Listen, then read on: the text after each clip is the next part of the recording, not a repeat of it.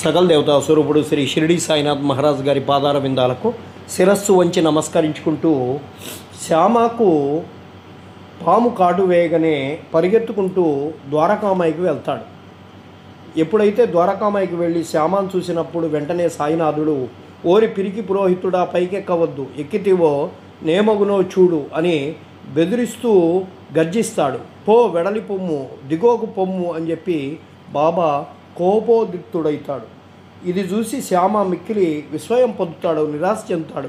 అతడు మసీదు తన ఇల్లుగా, బాబా తన ఆశ్రయముగా భావిస్తూ ఉండేవాడు. బాబా తనట్లు తరిమి వేయడం మంచిది కాదేమో అని మనసులో అనుకుంటాడు. అతడు ప్రాణమందాశ వదులుకొని ఊరకొండి ఉంటాడు. కొంతసేపటికి బాబా శాంతించి శ్యామ దగ్గరకు పోయి కూర్చొని ఇట్లంటాడు, భయపడవద్దు, ఏమాత్రము చింతించకు, ఈ దయామయుడైనటువంటి ఫకీరు నిన్ను తప్పక రక్షిస్తాడు.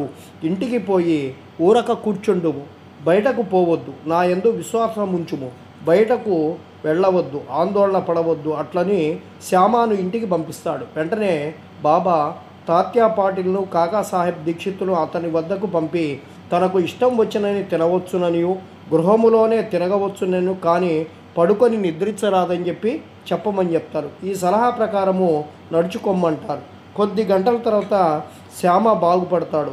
ఈ పట్టున జ్ఞప్తి ఉంచుకున్నదేమంటే బాబా పలికిన 5 అక్షరాల మంత్రం, పో వెడలి పొమ్ము, దిగువకు పొమ్ము, శ్యామను ఉద్దించినది విషయం కాదు, ఆజ్ఞాపించిన మాటలు మాత్రమే. ఆ విషము పైకి ఎక్కరాదని, అది శరీరమంతటా వ్యాపించరాదని బాబా ఆజ్ఞాపించారు.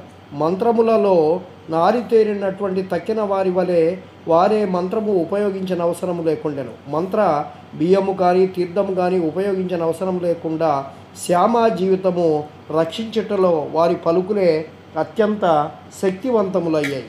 ఎవరైనా ఈ కథ కానీ ఇంకా ఇతర కథలను కానీ విన్నచో బాబా పాదములందు స్థిరమైనటువంటి నమ్మకం కలుగును. మాయను మహాసముద్రమును దాటకు బాబా పాదములను హృదయములో ధ్యానించవలను. ఒకప్పుడు షిరిడిలో కలరా భయంకరంగా చెలరేగుతూ ఉండేది.